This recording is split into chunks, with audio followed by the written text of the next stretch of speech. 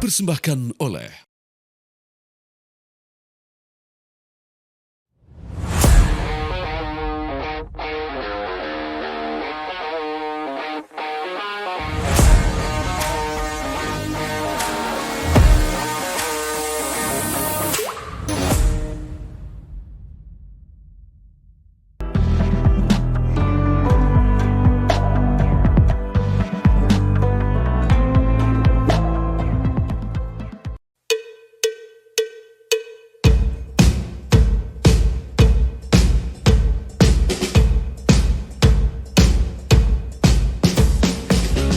Direktorat Jenderal Imigrasi Kementerian Hukum dan Hak Asasi Manusia mencatat, sepanjang Januari hingga Maret 2023 telah mendeportasi 620 warga negara asing yang bermasalah dari Indonesia ke negara masing-masing. Ratusan WNA tersebut diusir keluar dari wilayah Indonesia karena beberapa pelanggaran keimigrasian, seperti menyalahgunakan visa dan izin tinggal, mengganggu ketertiban masyarakat, dan pelanggaran lainnya. Direktorat Jenderal Imigrasi pun telah melakukan langkah tegas melalui sanksi tindakan administratif berupa pendetensian, pendeportasian, hingga penangkalan atau tidak boleh masuk ke wilayah Indonesia selama kurun waktu tertentu. Dan Bali menjadi salah satu fokus wilayah utama yang dilakukan pembenahan, optimalisasi pengawasan oleh Ditjen Imigrasi untuk menindak tegas beberapa pelanggaran yang kerap terjadi dilakukan oleh orang asing. Jadi contohnya dia berwisata tadinya, visa on arrival. Dilihat ada peluang, nggak semua turis ngerti bahasa Inggris.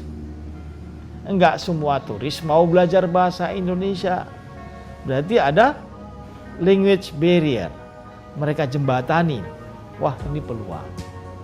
Contohnya melatih surfing, contohnya melatih olahraga, dan selebihnya banyak pelanggaran yang abai dengan hukum yang ada di Indonesia.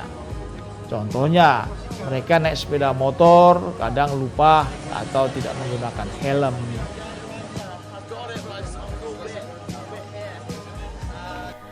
Data Kementerian Hukum dan HAM wilayah Bali mencatat, jumlah warga negara asing yang dideportasi hingga 8 Agustus 2023 sebanyak 201 orang yang terdiri dari 34 negara. Terdapat 5 negara penyumbang deportasi terbanyak yakni Rusia, Amerika Serikat, Inggris, Australia, dan Nigeria. Tidak hanya deportasi, beberapa WNA juga dimasukkan dalam daftar pencegahan dan penangkalan.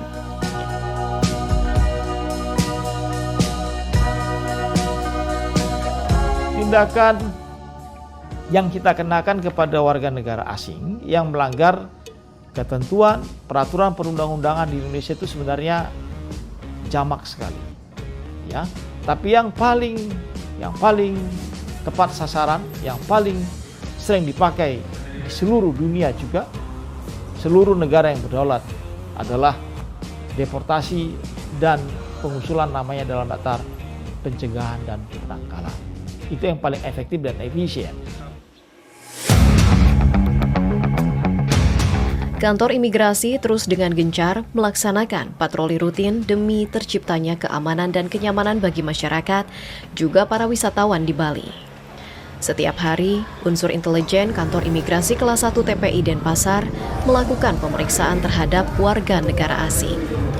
Mereka menyidak tempat-tempat usaha yang dicurigai milik WNA yang didirikan tanpa izin. Pola pengawasan kami sudah ada 1 kali 24 jam selama 7 hari.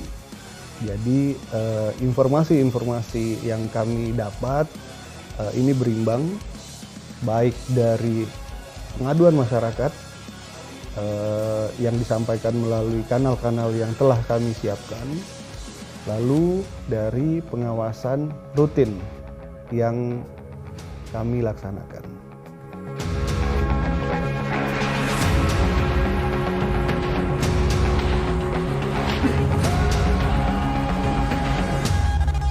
Tentunya pendekatan dalam hal pengawasan terhadap warga negara asing, kami imigrasi melaksanakan pengawasan secara humanis. Kita pahami bahwa Bali merupakan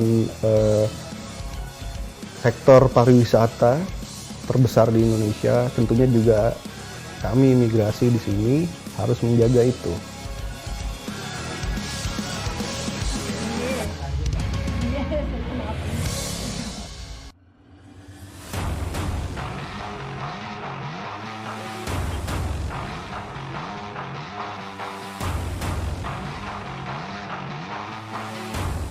Di sisi lain, pelanggaran yang ada di Bali tidak hanya soal izin tinggal, namun kian maraknya juga pelanggaran ketertiban lalu lintas. Untuk itu, Direktorat Lalu Lintas Polda Bali turut menertibkan WNA pengguna kendaraan bermotor dengan rutin melakukan patroli dan operasi penertiban lalu lintas. Jadi rata-rata pelanggaran yang dilakukan oleh warga negara asing di Bali kebanyakan rata-rata tanpa menggunakan helm. Jadi kami di sini melakukan penindakan dengan menggunakan ETLE, Electronic Traffic Law Enforcement, termasuk kasat mata. Jika langsung tertangkap, langsung kita melakukan tindakan langsung di tempat. Demikian. Dilaksanakannya operasi penertiban ini secara rutin telah membuat jumlah pelanggar lalu lintas WNA kini semakin menurun. Dari yang sebelumnya sempat viral, banyak orang asing yang tidak patuh pada aturan lalu lintas di Bali. Baik, jadi untuk pelanggaran, khususnya warga negara asing yang berada di Bali, sampai saat ini sudah betul-betul menurun. Yang mana dapat kami sampaikan bahwa penindakan untuk warga negara asing di Bali ini khususnya tahun 2023 ini sebanyak 1.527 pelanggaran. Jadi sampai saat ini sudah betul-betul menurun dibandingkan tahun-tahun sebelumnya.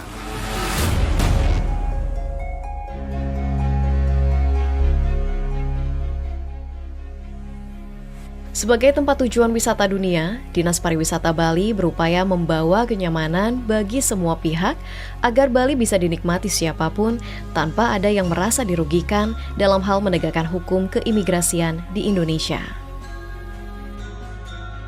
Pertama, kami tentu sebelum kepada orang asing, kami sebenarnya sudah menyiapkan flyer do and do's, ya kan, mana yang boleh, mana yang tidak. Dan kami sudah selipkan kemarin ini di launching sudah dari Pak Gubernur Bali dan Pak Menteri Hukum dan HAM. Jadi ketika stempel wisatawan datang itu sudah dilampirkan flyer itu di paspor.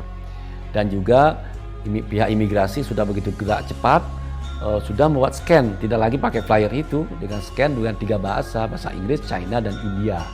Jadi tidak perlu, ini langsung di scan, difoto, disampaikan, ini loh yang boleh, mana yang tidak. Nah, itu yang dari sisi edukasi kepada wisatawan. Aliansi Pelaku Pariwisata Marginal Bali menilai, peran penegakan hukum pemerintah harus berjalan bersama dengan peran aktif masyarakat. Sehingga warga Bali perlu dilibatkan lebih jauh demi kelancaran pengawasan orang asing. Selama ini tim itu ada, tapi kalau kita hitung rasio, berarti dengan 6 juta wisatawan yang harus diawasi oleh 3 imigrasi, taruhlah tenaga kerjanya ada 500 kali 3, 1.500. Apakah sebanding? Jadi rasio pengawasan itu belum sebanding.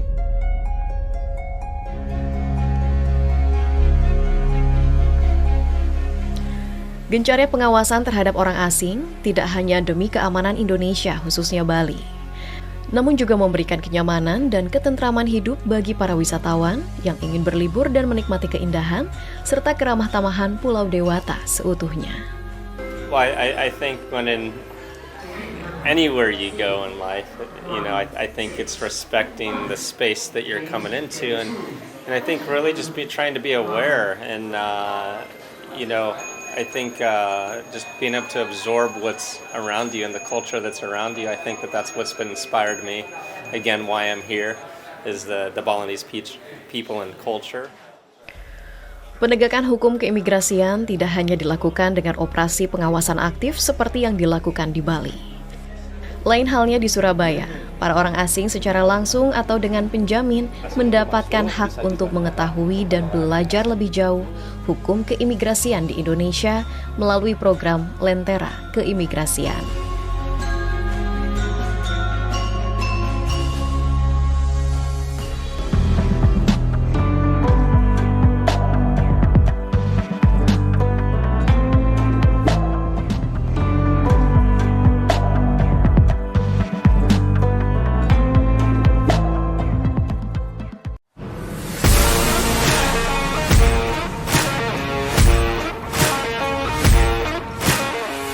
Penegakan hukum keimigrasian juga tengah digencarkan oleh kantor imigrasi maupun pemerintah daerah di Surabaya. Berbeda dengan Bali yang menegakkan hukum dengan cara tindakan operasi kepatuhan kepada WNA, Surabaya berupaya mengajak para warga negara asing secara persuasif, juga edukatif dalam memahami hukum di Indonesia. Kantor Imigrasi Kelas 1 khusus TPI Surabaya membuat sebuah inovasi dalam pengawasan WNA, yaitu layanan edukasi literasi peraturan keimigrasian atau Lentera Keimigrasian. Layanan ini memberikan kesempatan kepada orang asing untuk berkonsultasi perihal hukum keimigrasian Indonesia. Nah, ini dilatar belakangin oleh menjawab tuntutan masyarakat ya, menjawab tuntutan masyarakat terkait dengan layanan publik dalam sektor peraturan perundang-undangan. Jadi yang seperti saya sampaikan tadi, bahwa banyak sanksi yang diterapkan kepada warga negara asing karena mungkin ada ketidaktahuan, ketidakmengertian mereka atas aturan yang berada di atau ada yang ada di wilayah Republik Indonesia. Maka ini menjadi ruangan layanan atas edukasi dan literasi peraturan.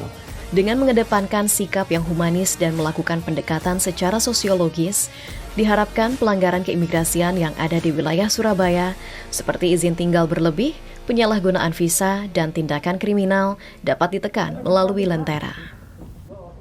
Sasarannya adalah bagaimana kemudian tingkat pelanggaran terkait dengan keimigrasian ini menurun. Jadi kita bisa memberikan edukasi kepada warga negara asing agar mereka bisa lebih tertib dan taat atas peraturan yang berada di wilayah kantor imigrasi Surabaya. Seperti itu. Ini kita berharap bisa berkurang pelanggarannya. Jadi penegakan hukum itu bukan hanya sekedar kita mengambil tindakan, tapi lebih cenderung pada pencegahannya.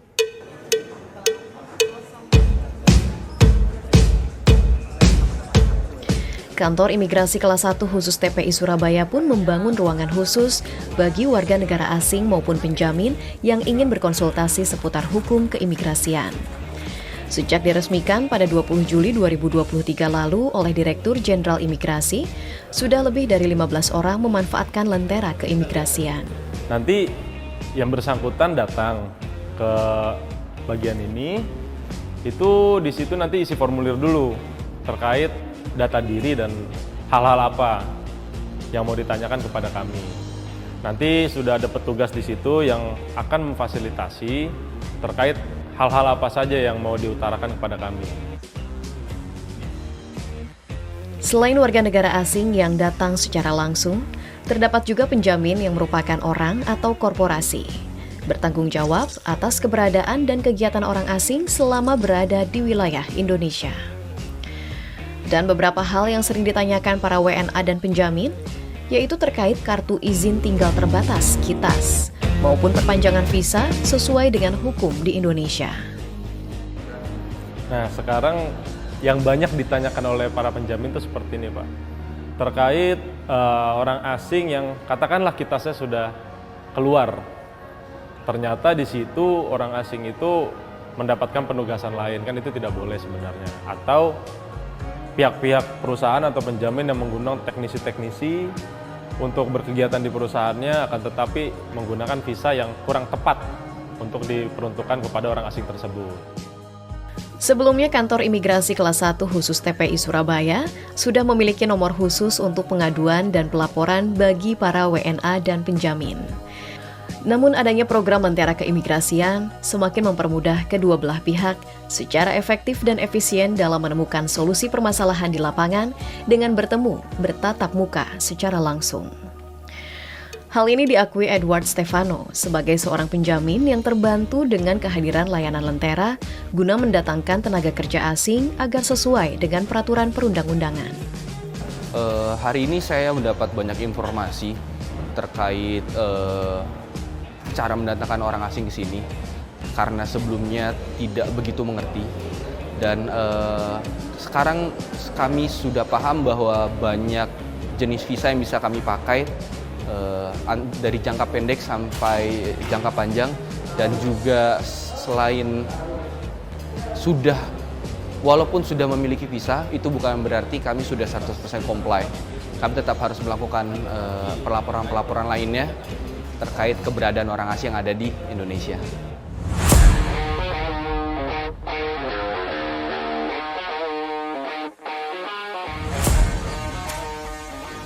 Kemudahan mendapatkan informasi hukum keimigrasian melalui Lentera juga dirasakan Asmiatun sebagai penjamin. Ia kini jadi lebih mengerti cara mengurus kartu izin tinggal sementara bagi tenaga kerja asal Jepang yang akan bekerja di perusahaannya. Yang saya tanyakan tadi itu mengenai proses dari KITAS. KITASnya bagaimana prosesnya dari awal sampai akhir. Kami sudah menerima penjelasannya sangat jelas karena dari Bapak Imigrasi tadi menjelaskan dengan detail sekali. Jadi permennya seperti apa, nomor berapa itu sudah dijelaskan gitu di situ. Kami sangat bermanfaat sekali untuk penjelasan ini. Sejak Januari hingga Agustus 2023, sebanyak 102.444 orang warga negara asing datang ke wilayah Jawa Timur melalui Bandara Internasional Juanda. Di sisi lain, terdapat sejumlah 107 orang warga negara asing dideportasi ke negara asalnya dan 3 orang mendapatkan sanksi pro justisia. Untuk yang mereka bekerja di Indonesia, kadang-kadang mereka ini tidak karena saking sibuknya mereka bekerja dan karena aturan-aturan perusahaan yang harus mereka laksanakan, mereka kadang-kadang meremehkan ataupun mengacukan aturan-aturan keimigrasian. Nah, ini yang, dan perusahaan pun tidak kadang-kadang tidak terlalu aware kepada mereka, sehingga mereka melakukan pelanggaran-pelanggaran keimigrasian, misalnya dengan terjadinya overstay. Diharapkan dengan adanya layanan edukasi seperti Lentera, selaras dengan operasi pengawasan WNA di lapangan, dapat memberikan keamanan tidak hanya bagi bangsa, namun warga negara asing yang secara legal berkegiatan di Indonesia. Penegakan hukum dari segala sisi menunjukkan imigrasi tidak pernah tutup mata dengan keberadaan WNA yang bermasalah di Indonesia. Penegakan hukum terus dilakukan, tidak ada ruang kompromi bagi WNA yang mengganggu keamanan dan ketertiban, serta roda perekonomian masyarakat.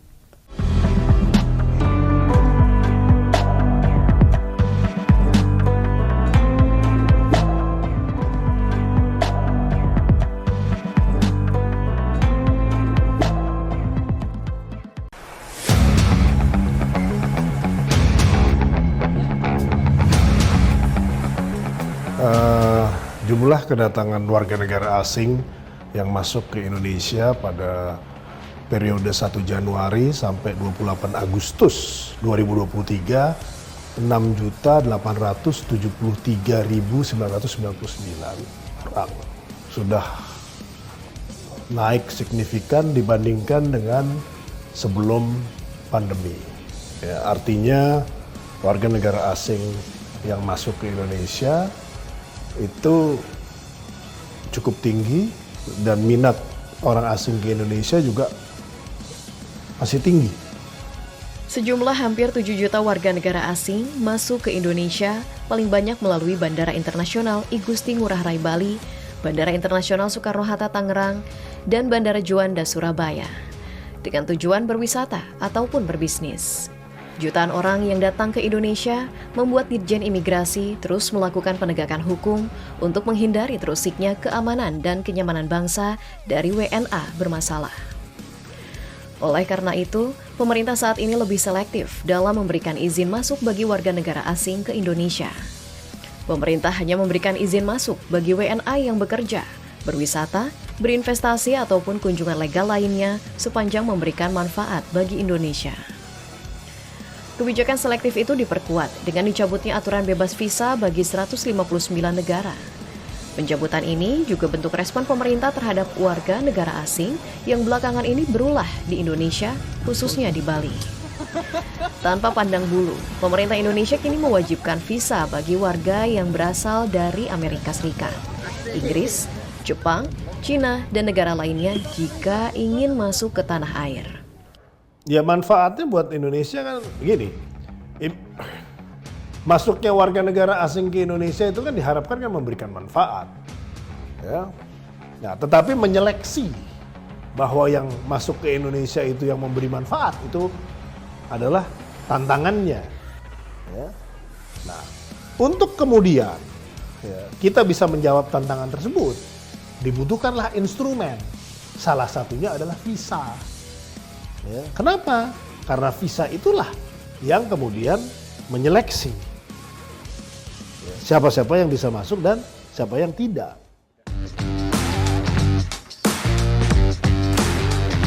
Pakar Hukum Internasional Universitas Indonesia menilai Indonesia harus berani memosisikan diri dalam pilihan, yaitu untuk menjadi negara yang banyak dikunjungi wisatawan namun tidak berkualitas, atau dikunjungi sejumlah wisatawan berkualitas. Pemerintah sudah mulai memikirkan perizinan dari segala aspek guna menghindari keberadaan wisatawan yang meresahkan dan tidak memberikan manfaat bagi negara. Sehingga langkah mencabut aturan bebas visa bagi 159 negara sudah tepat. Ya menurut saya bagus ya. Sebenarnya evaluasi itu tidak hanya terkait dengan turis-turis yang tidak berkualitas.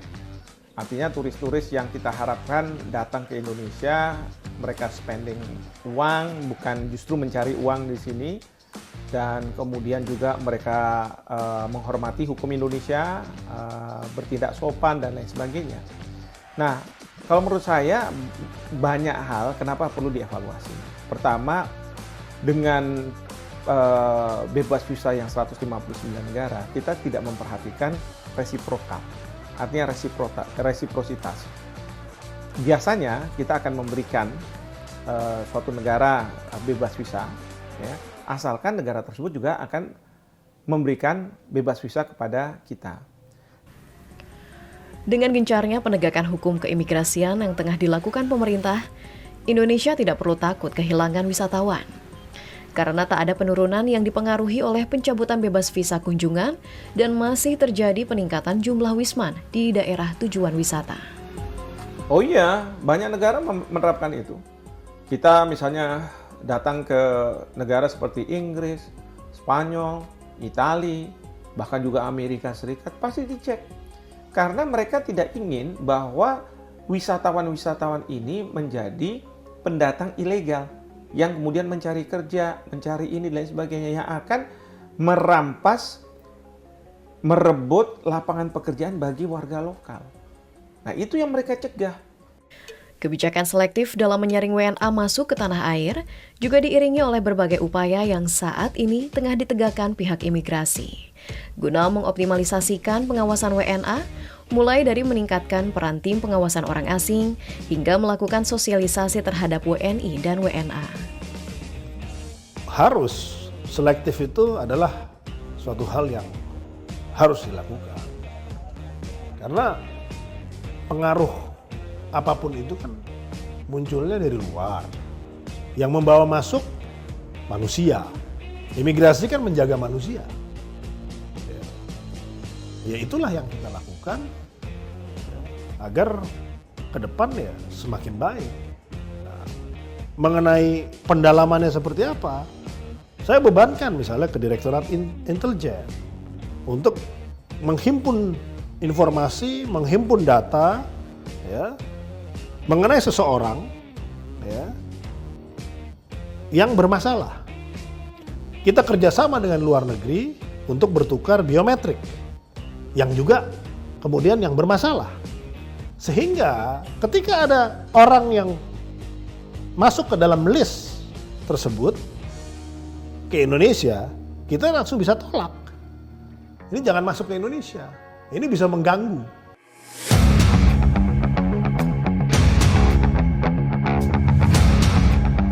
Dirjen Imigrasi juga memastikan perlunya sinergi dan integrasi berbagai pihak dalam menegakkan hukum keimigrasian. Masing-masing pihak memiliki peran penting, seperti memberikan sosialisasi dan edukasi kepada WNA, serta penguatan kolaborasi antar sektor untuk meningkatkan literasi masyarakat domestik dan internasional. Sehingga keamanan dan kenyamanan dapat dirasakan seluruh warga negara dan nama baik Indonesia terjaga.